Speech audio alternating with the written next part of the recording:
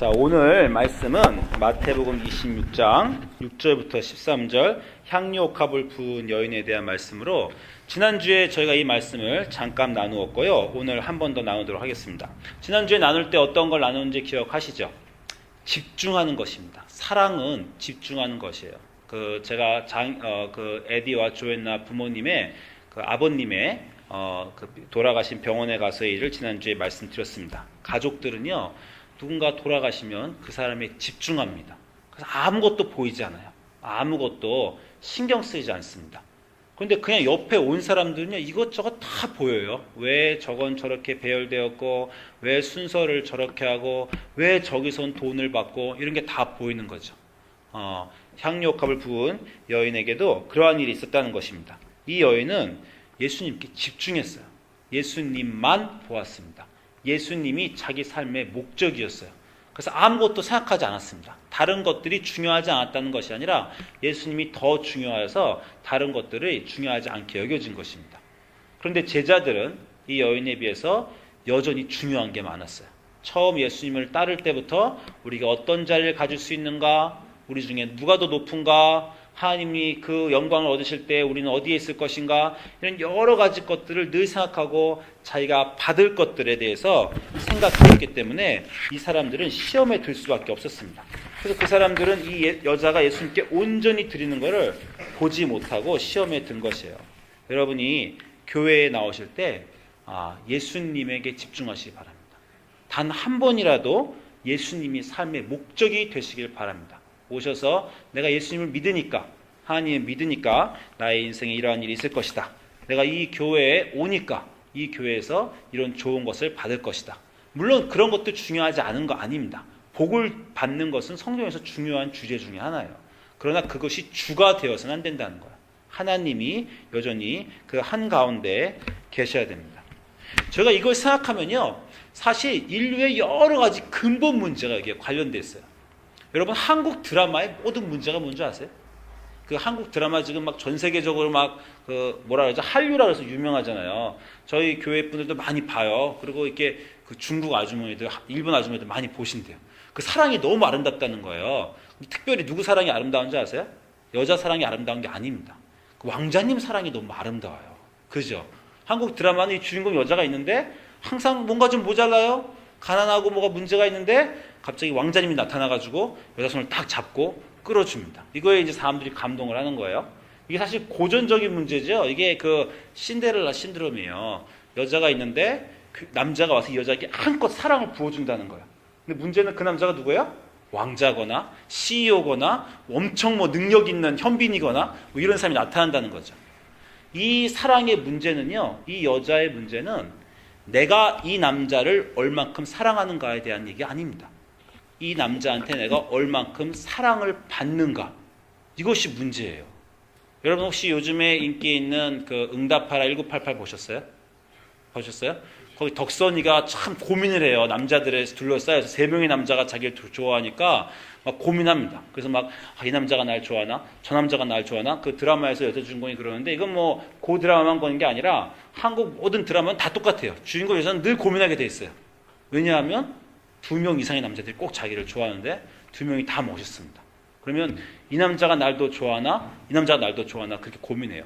그래서 그 드라마에서는 덕선이라는 여자 주인공이 막 고민하니까 그 남자 친구 중에 하나, 이제 좋아하지 않는 친구 중에 하나, 그 이름이 도령뇽이에요? 별명이? 그 친구한테 내가 어떻게 하면 좋겠냐? 이렇게 물어봐요. 이 친구가 뭐라고 대답하냐면, 걔가 너를 좋아하는지 저 애가 너를 좋아하는지 말고 네가 좋아하는 건 누구냐? 이렇게 물어봐요. 그 우리 인생의 정답입니다. 여러분이 좋아하고 사랑하는 것이 여러분 인생에서 가장 중요한 거예요. 여러분을 좋아하고 사랑하는 것이 누군가가 좋아하는 게 중요한 게 아닙니다. 이것 때문에 많은 사람들이 결혼에 실패해요.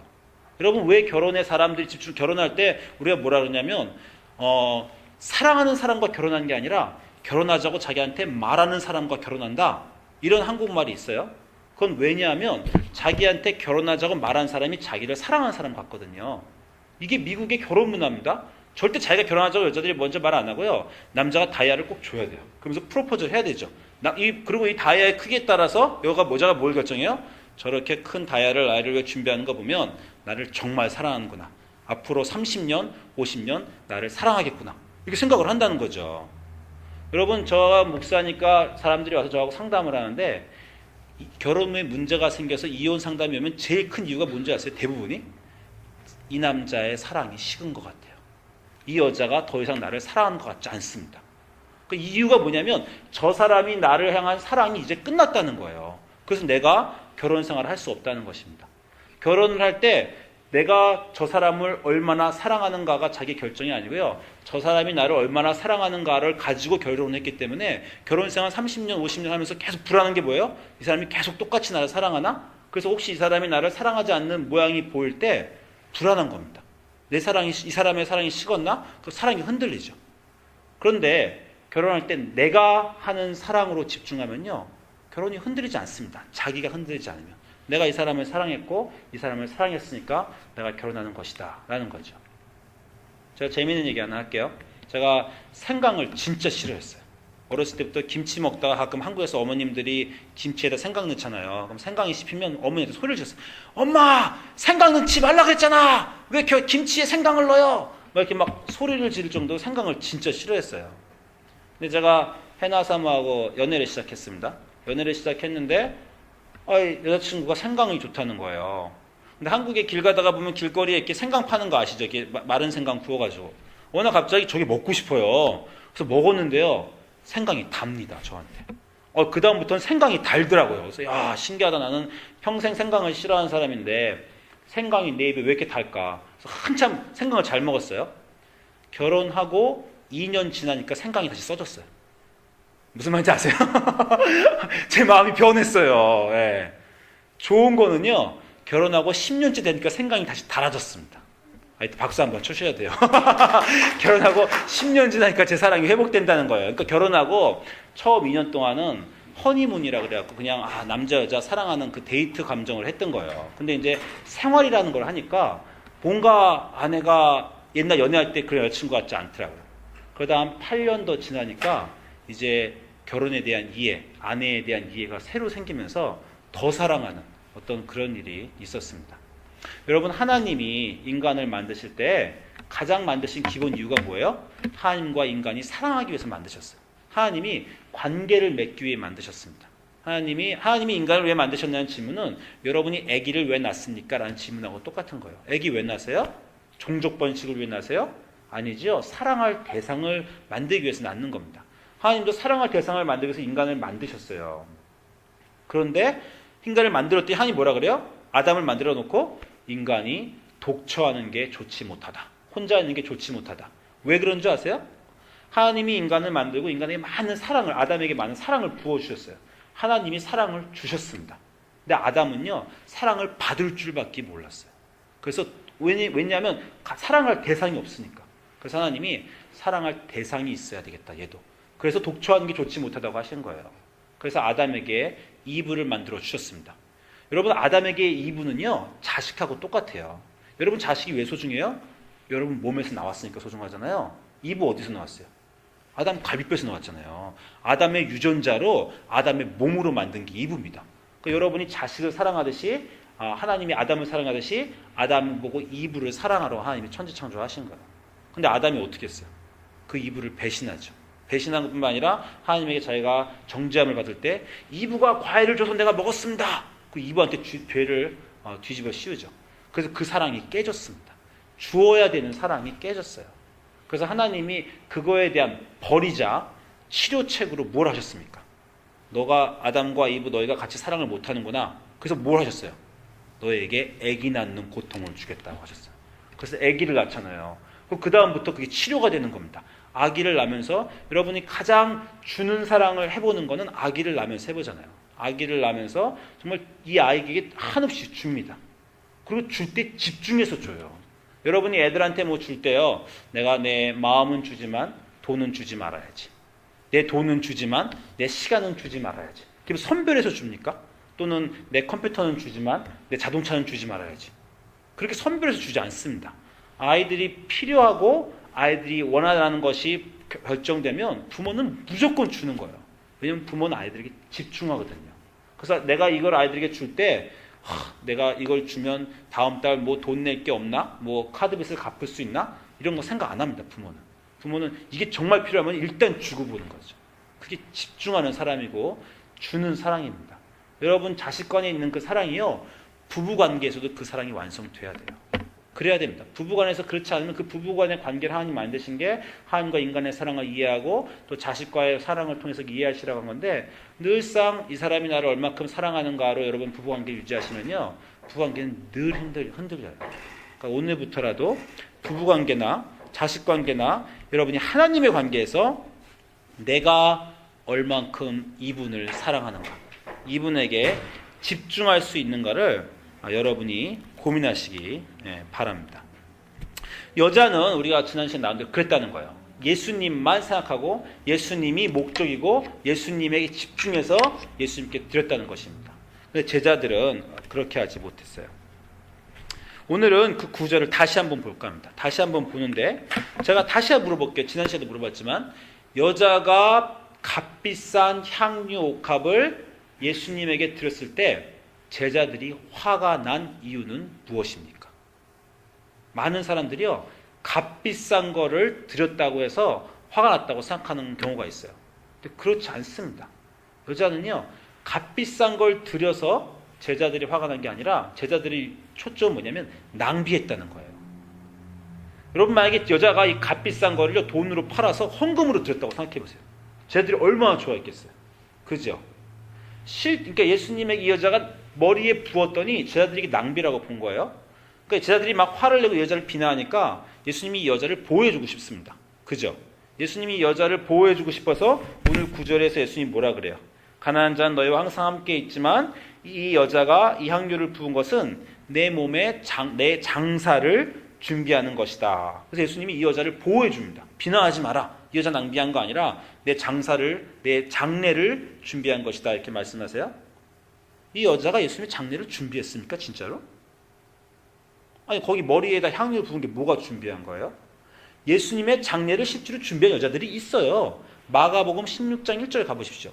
마가복음 16절 가보면은 거기에 예수님의 장례를 준비한 여자들이 정말로 나옵니다. 막달라 마리아하고 그 살로메하고 요한과 야고보의 어머니 마리아가 예수님 돌아가신 후에 새벽 미명에 가서 향료와 그 향수를 사가지고 와서 예수님의 장례를 준비했다. 그 여자들이 예수님의 장례를 준비한 거예요. 그 여자들이 향료와 비싼 펄퓸을 샀는데 그거 갖고 사람들이 뭐라 그래요? 아무도 뭐라 그러지 않습니다. 왜냐하면 실제로 그 비싼 돈으로 장례를 준비했으니까. 또 예수님 장례를 누가 준비했는지 아세요? 아리마대 사람 요셉이 준비했죠. 그 사람이 아주 값비싼 새 동굴을 준비했어요. 그런데 아무도 그 사람에게 너 왜 돈을 낭비했냐 예수님에서 그게 말 안 합니다. 그 사람이 값비싼 동굴을 예수님께 드렸지만 그 동굴에 효용성이 있었다는 거죠. 실제로 그 동굴에다가 예수님을 넣었어요. 그렇죠? 그러니까 그 돈이 잘 쓰여졌다는 겁니다. 돈이 잘 쓰여지면 우리는 화가 안 나요. 근데 이 여자한테 제자들이 화가 난 거는 값이 쌌다는 것뿐인 문제가 아니라 왜 그거를 아껴뒀다가 나중에 진짜 예수님 돌아가시면 그 시체에다가 잘 바르면 우리가 화를 안 냈을 텐데 멀쩡히 살아계신 분 머리에 부어가지고 그걸 다 낭비해버렸냐, 이렇게 문제를 삼은 겁니다. 오늘 이야기의 문제는요, 값비싸다는 게 주제가 아니라 낭비의 문제예요. 이 여자가 예수님한테 제대로 드려야 되는데 잘 못 드렸다는 거예요. 여러분은 어떻게 합니까? 잘 드리세요? 못 드리세요? 제가 말씀드렸지만 우리 교회에서 선교를 제가 이번에 2번 갔다 오면서 제가 선교여행을 이제 우리 교회 준비하잖아요. 선교여행을 제가 준비하고 있는데 제 머릿속에 제일 큰 고민이 뭐겠어요? 잘 가야지. 좋은 데 가야지. 왜 그런 생각 잘 하는 줄 아세요? 우리 교인들 처음 선교여행인데 우리 교회 아직 생기고 한 번도 선교여행 안 갔는데 내가 선교여행 들어갔는데 가서 에이 비행기값만 버리고 별로 좋지도 않았다. 이러면은 사람들이 다음에 안 갈 거 아니에요. 그러니까 제가 선교여행을 목사로서 준비하면서 제 초점은 가가지고 우리 교인들이 야 정말 가난한 동네 가서 우리들이 돈 쓰고 우리들이 막 봉사해 주니까 거기 있는 사람들이 막 눈물 흘리고 거기 있는 사람들이 막 기독교 안 믿는 사람들이 예수님 막 영접하고 그럼 우리 교인들이 아 뿌듯하다. 내가 그 비싼 돈 내가 갖고 내 시간 써갖고 왔더니 정말 기적이 일어나는구나. 이러면 우리 교인들이 다음에 또 가겠지? 이런 생각을 제가 하잖아요. 그죠? 그 생각 때문에 선교지 결정을 못해요.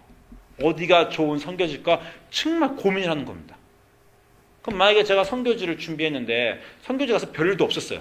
가서 우리가 여름 성경학교 준비했는데 애들도 별로 안 오고 막 전도했는데 한 명도 세례받은 사람도 한 명도 없고 열심히 아픈 사람에서 기도했는데 기적도 하나도 안 일어나고 그럼 비행기 타고 돌아왔습니다.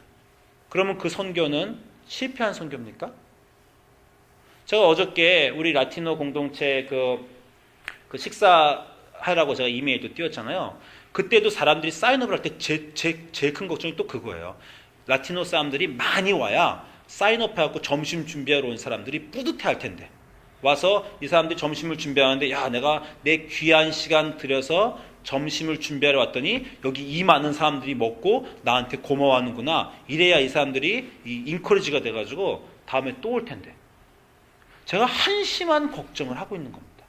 우리 교인들에게 동기 유발을 시켜서 자기가 얼만큼 사역을 효과적으로 하는가를 보여줘야 이 사람들이 사역을 또 할 텐데 제 머릿속에 걱정이 그래요. 여러분은 교회 봉사할 때 그렇게 하십니까? 내가 교회 와서 봉사했는데 나 정도 되는 사람이 이 귀한 시간을 내가 딴 거 하면 돈 더 벌 수 있는데 그걸 안 하고 교회 와서 내가 주일학교 봉사하는데 뭐야 목사님이 나를 이렇게 아무 일도 아닌 거에 시키네. 또 내가 이거 했는데 별일도 없네. 큰 요구가 없네. 그게 여러분 사역의 혹시 초점은 아닙니까? 사역의 효과와 능률성을 늘 고민하지 않으세요? 교회에서 회의하면요 늘 그 얘기예요. 우리가 이 홈리스 미니스트리 하는데 우리가 이거 하는데 임팩트가 있어야 된다. 우리 공동체 이 사회에 우리가 이거에서 큰 효과를 거두고 임팩트가 있어야 된다. 교회에서 회의하면 늘 그거예요. 여러분 임팩트는 우리가 주는 겁니까? 하나님이 주시는 거예요. 우리는요 사역을 할 때 효과와 효율성을 생각하는 게 아닙니다. 그건 하나님이 하시는 거예요.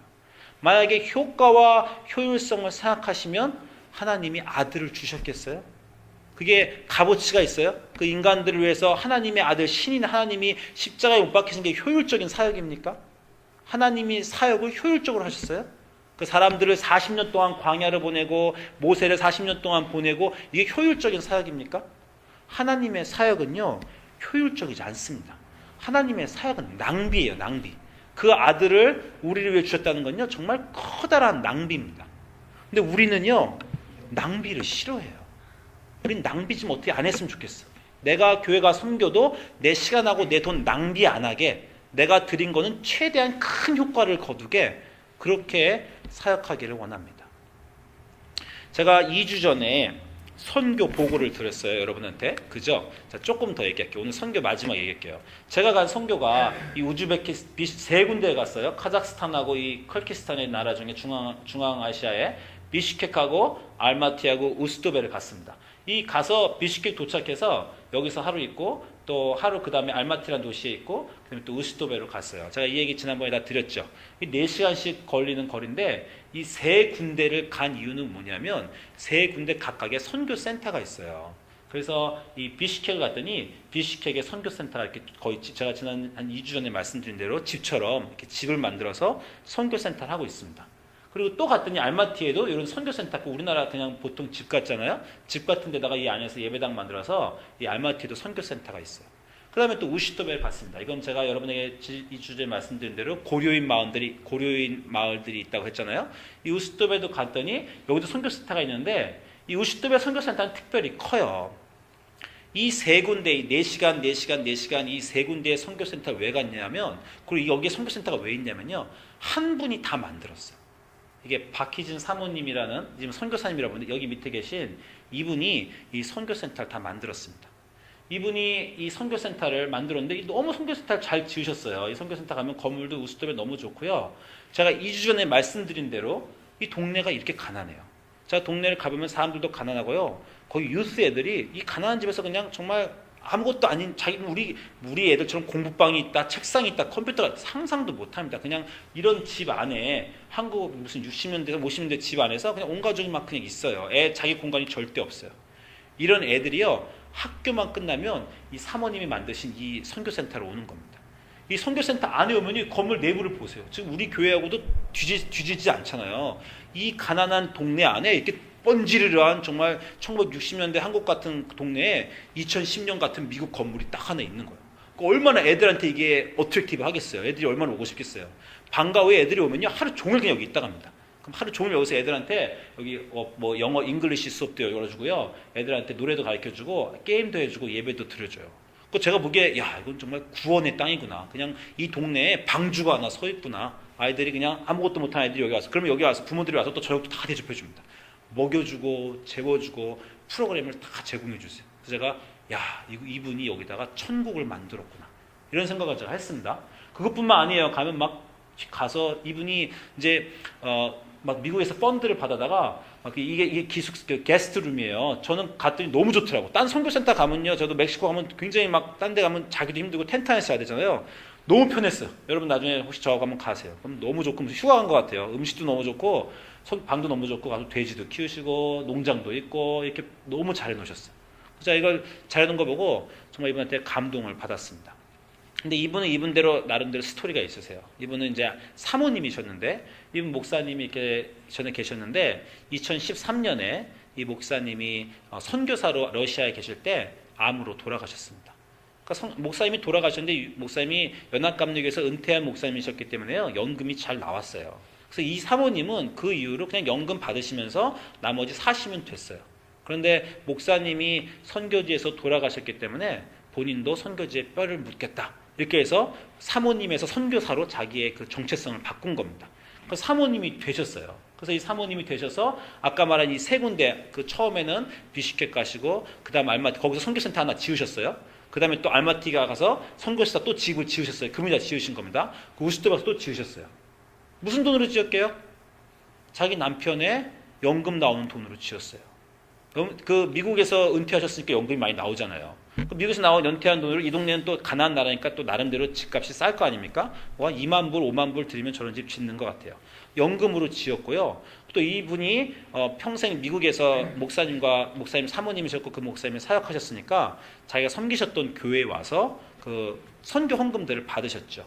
여기 우리가 알고 있는 산타클라라 교회에서도 거기 밀접한 관련이 있어서 산타클라라 교회에서도 많은 헌금을 잘 받으신 걸로 알고 있어요. 미국에서 그냥 뭐 남아 도는 돈 아니지만 교인들이 선교한 헌금을 막 받고 자기 연금 해갖고 가는 곳마다 저런 선교 센터를, 집을 지어 놓으신 거예요. 그런데요, 이분이 사모님이라 우리 사모님은 그렇지 않겠지만 사실 그렇게 세상적으로 밝지 못하십니다.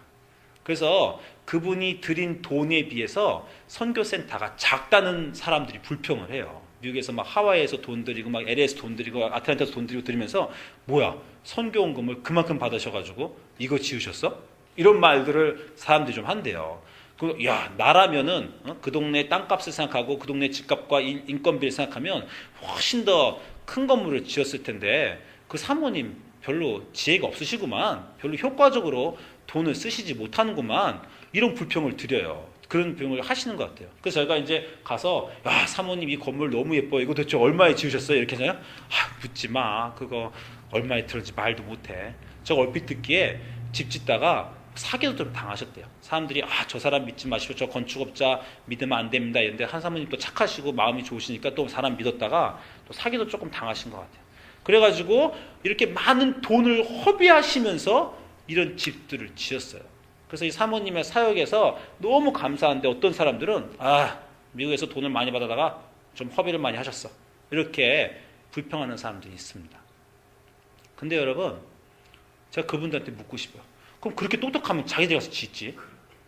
자기들이 그렇게 계산 잘하고 돈 계산 잘해가지고 야, 이거는 3만 불이면 충분히 드는데 이 사모님은 10만 불을 들여 지었네. 나 같으면 3만 불이면 지었다. 그럼 그 사람이 가서 지어야죠. 그 사람 절대 안 짓죠. 왜? 자기 인생의 효율을 생각하는 사람은요, 선교사로 안 갑니다. 선교사로 가는 게 얼마나 낭비예요. 내가 여기서 얼마나 효율적으로 내 인생을 잘 살아야지, 이렇게 생각하는 사람이기 때문에 절대 거기 가서 자기 인생 효율적으로 안 삽니다.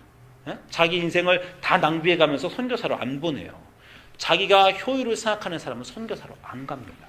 이분은 효율을 생각 안 하는 분이에요. 그러니까 내 인생을 남은 거에 대한, 내 인생이 남은 거에 효율을 생각 안 하니까 가 선교를 하시는 거예요. 그러니까 효율적으로 선교를 안 하세요. 그냥 자기 있는 거 연금 다 쏟아부으시고 남편 연금 다 쏟아붓고 헌금 그냥 가운데 다 쏟아부어서 그냥 지으십니다. 그래서 아마도 저 집은 얼마에 지었는지는 전혀 모르지만 우리가 똑똑한 제가 가서 지을 수 있는 것보다 두세 배를 더 들여서 지었을 거예요. 우리가 갖고 왜 이렇게 낭비하셨습니까? 라고 우리는 말할 수도 있지만 그 낭비가 없었으면 저곳에 천국이 세워질 수가 없습니다. 천국은요, 우리의 낭비로 세워지는 거예요. 예수님의 장례는 우리의 낭비로 준비되는 것입니다. 교회의 사역은 내가 내 귀중한 시간 쪼개서 나 같은 똑똑한 CEO가 나같이 잘 나가는 사람이 나같이 좋은 대학 나온 사람이 잠깐 교회 가서 딱 2시간 가르쳐갖고 좋은 워크숍 열어가지고 임팩트 팍 주고 효율적으로 해가지고 교회 사역이 잘 돼야지 이래서 하나님 나라 세워지는 거 아니고 이래서 교회 세워지는 거 아닙니다. 교회 사역은요, 그냥 와서 나는 예수님을 위해서 무엇이 하고 싶다. 뭘 해야 될지 모른다. 난 똑똑하지도 않고 계획을 세울지도 모르고 준비위원회, 기획위원회 만들어서 어떻게 하면 더 많은 사람들을 불러서 우리가 쏟은 부에 쏟아서 우리가 투자한 돈의 이만큼의 최대 목적을 거둘까, 이런 사람들이 사역을 만드는 게 아닙니다. 그런 사람들이 아프리카를 가고 그런 사람들이 200년 전에 미국에서 한국에 온 게 아니에요. 그 사회에서 계산 잘하지 못하고 아무것도 능률적으로 생각하지 못하지만 내 인생, 내가 가진 것 하나님께 드리겠다 라고 한 사람들이 그곳에서 많은 인생의 낭비와 시간의 낭비와 자기 돈의 낭비와 자기 것 모든 걸 낭비하는 거고요. 그 사람들이 낭비하는 걸 가지고 하나님이 임팩트를 만드시는 겁니다. 천국은 우리의 낭비로 세워지는 것이에요. 여러분이 이 향유부은 여자의 사역을 보시면서 그것들을 기억하시면 좋겠어요. 앞으로 20년, 30년 교회 사역을 하시고 앞으로 선교도 가셔야 되고 앞으로 많은 거 하실 텐데 왜 내 귀중한 시간 와서 교회에서 이렇게 낭비하고 있지? 여러분이 쓰시고 여러분이 하나님을 위해서 드린 것, 하나님에서 온전히 집중해서 내가 그냥 드린 그 순간이 중요한 것입니다. 그래서 제가 2주 전인가 3주 전에 선교에 대해서 말씀을 드릴 때 뭐라고 말씀드렸어요? 선교의 가장 중요한 부분은 뭐라고요? 가서 누구 회개시켰을 때 그게 아니라고 했죠. 여러분이 가기로 결정한 순간, 여러분의 마음을 드린 순간, 내 돈과 내 휴가와 내 시간을 낭비하기로 결정한 그 순간이 선교의 가장 중요한 순간이라고, 그래서 제가 말씀드린 것입니다. 여러분 인생 아깝죠? 돈도 아깝죠? 시간도 아깝죠? 잘 쓰고 싶으시죠? 그러면 아무도 사랑할 수 없어요. 사랑은 집중하는 겁니다. 그리고 그 사랑하는 사람을 위해서 다 퍼주는 거예요. 그 사람이 내가 받은 선물을 갖다 버려도 아무 상관없어요. 또 주는 겁니다. 그게 사랑이고, 하나님이 우리를 그렇게 사랑하셔서 선지자들을 보내시고 왕들을 보내시고 다 안 되니까 아들까지 보내신 거예요. 우리가 그 사람들을 핍박하고 순교시키고 박해하고 그래도 계속 낭비하시고 퍼주신 겁니다. 여러분의 하나님의 사랑도 그렇게 되기를 원하고, 여러분의 사역도 그렇게 되기를 원하고, 여러분의 부부관계와 인간관계와 친구관계도 그런 진실한 사랑이 되시기를 축원드립니다. 기도하시겠습니다.